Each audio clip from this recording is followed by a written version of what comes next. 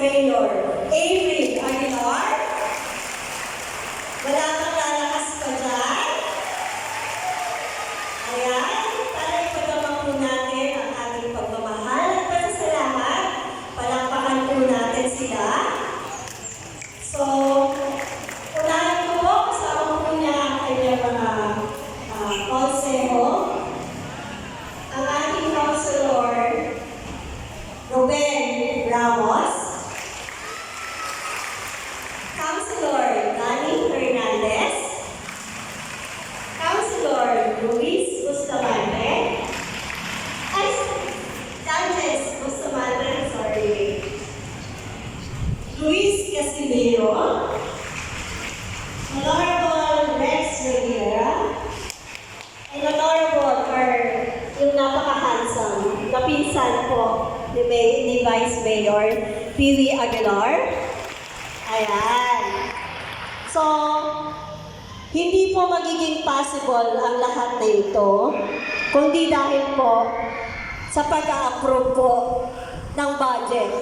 Hindi po magiging ganito kaganda kung hindi po dahil sa kanila. So, isang masigabong palakpakan naman po. Ayan, punuin po natin ang masibagong palakpakan ang Verdant Covered Court. Pwede ba yon? Nararamdaman na natin. Ayan. So, yun po ay bilang pasasalamat po sa inyo sa pagbibigay ng pagkakataon. At tunay nga po na maaasahan natin ang tapat at tuloy-tuloy na serbisyong publiko para sa Las Piñeros. Ito po ay alay sa inyo upang mapatatag at bigyang importansya ang kahalagahan ng pamilya. So dahil po sa dedikasyon nila, pinagkaloob po nila ang napakalaking budget para po maibigay po sa inyo ng libre. Wala kayong babayaran. Simula po sa papeles, sa cake, sa dekorasyon, sa singsing, sa aras, sa pagkain, at lalo't higit sa napakagandang dekorasyon po na punong-puno ng bulaklak. At alam ko po, hindi po kayo uuwi nang walang regalo ang ating mahal na Mayor, Imelda T. Aguilar, at ang ating Vice Mayor. So palakpakan po natin at pasalamatan po natin sila kasi hindi magiging imposible po ito kung hindi po dahil sa kanila. So alam niyo po, ramdam na ramdam po natin ngayon. Nararamdaman po ba?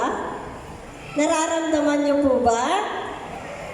Ang taos-pusong pagmamahal at dedikasyon at dekalidad na serbisyong publiko ng ating namumuno. Sabi nga po, sa kanilang puso, kayo po ang number 1. Maraming salamat at mabuhay po tayong lahat.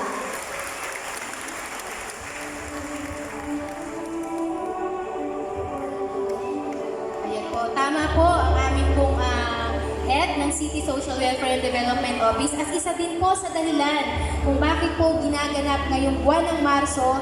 Ngayon po ay ginugunita ang pagpapahalaga po sa lahat ng mga kababaihan sa buong Pilipinas na may temang Lipunang Patas sa Bagong Pilipinas, Kakayahan ng Kababaihan, Patutunayan. Kaya po, palakpakan din po natin muli ang lahat ng mga kababaihan na nandito sa ating pong programa ngayong araw. At ngayon po, tayo ay dadako na sa solemnang bahagi ng banal na sakramento ng kasal na pangungunahan pong muli, walang iba kundi ni Reverend Romel A. Rana. Okay, maraming salamat sa ating napakagandang MC. Gayon din po, of course, napakabuti ng Diyos sa atin dahil binigyan po tayo ng ganitong pagkakataon. Nais ko lang pong basahin ang isang talata sa Marcos chapter 10 verse 9. Ang sinasabi po dito, ang pinagsama ng Diyos ay huwag papaghiwalayin ng tao. Alam niyo ba kung bakit kayo narito? Alam niyo po ba? Di ba kayo nagulat? Ikakasal pala ako. So ito po ay kasalan, of course dinatapos po natin at yan po ay of course biyaya at bigay po sa atin ng ating buong city government. Ang kasalan po ay kasunduan ng isang lalaki at ng isang babae sa harap po ng maraming saksi na kung saan nais nyo pong magsama habang buhay. Yung po ba ang dahilan kaya kayo lumapit ngayon? Gusto nyo talagang magsama habang buhay? So this is the first time na haharap tayo at ipoformalize po natin ang inyong pong pagsasama. Okay? So sabi nila, pag nalaman nilang may mass wedding, libre.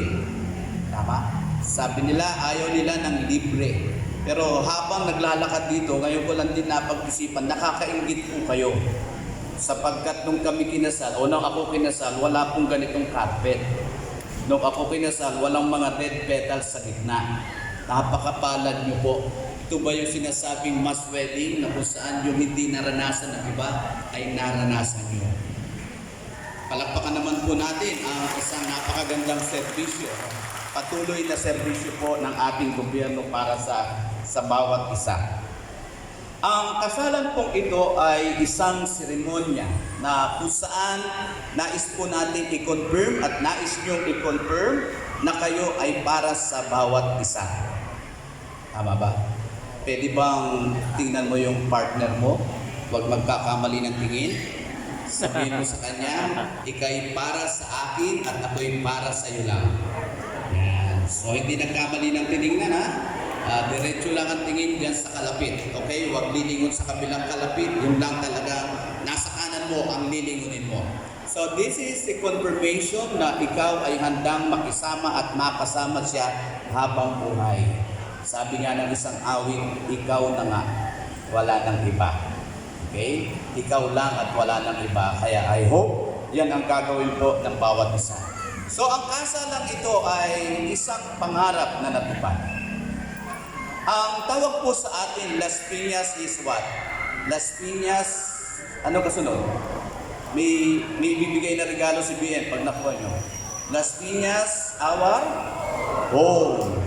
At dito po sa ating siyudad, ako po ay 20 years na po dito sa siyudad ng Las Piñas. At dapat mapil mo, ito yung tahanan natin. At alam ko, hindi nyo pagpapalit ang tahanan Las Piñas sapagkat dito tayo pinili ni Tira ng Diyos.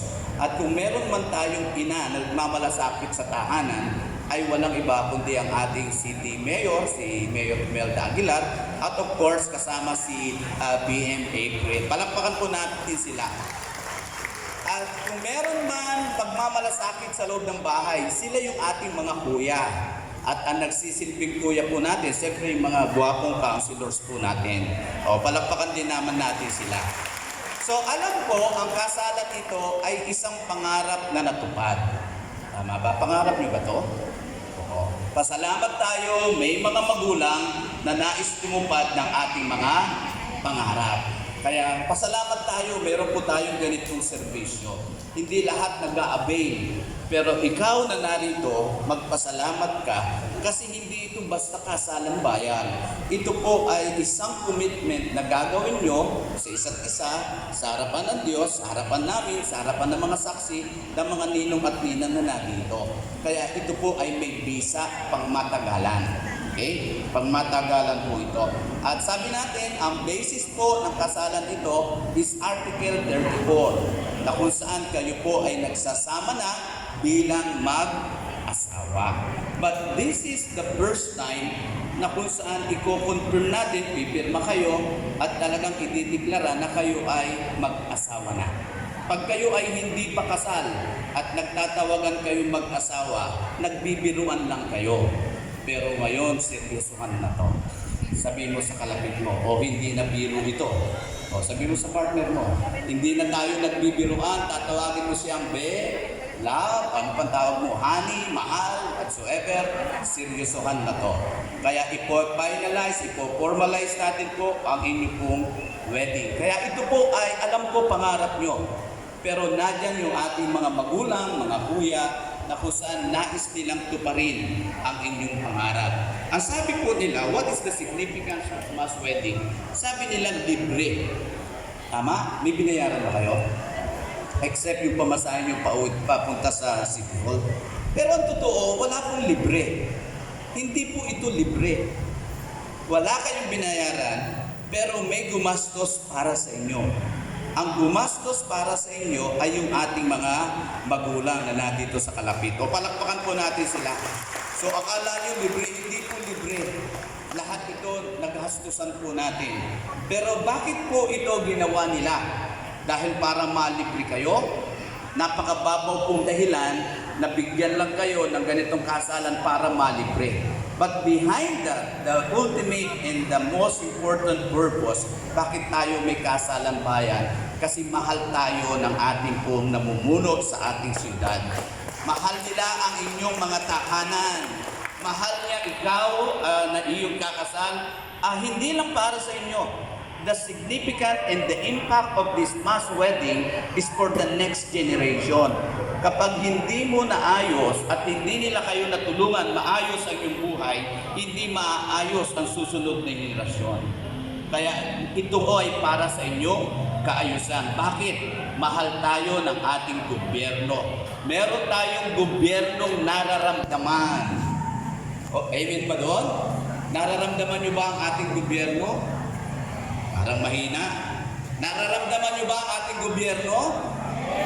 Yan.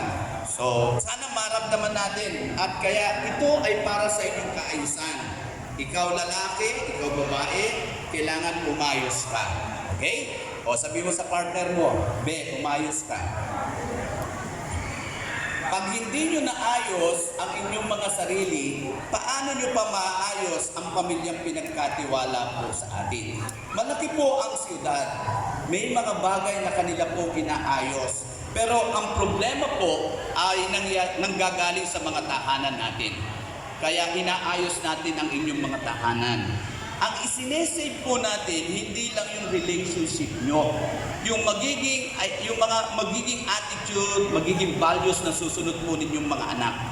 Pag naayos sila, naayos kayo, yung generation nila magiging maayos.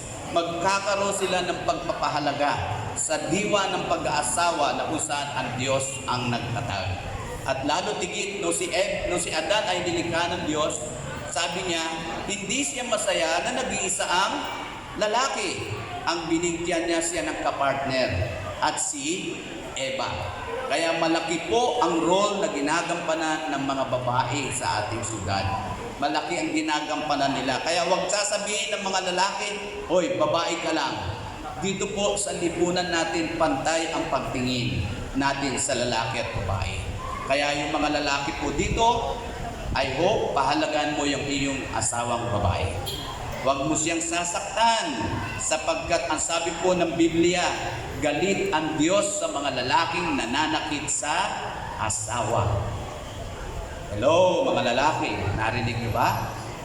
Sabi mo sa kalapit mo, sa babaeng makakasalan mo, promise, hindi kita sasaktan.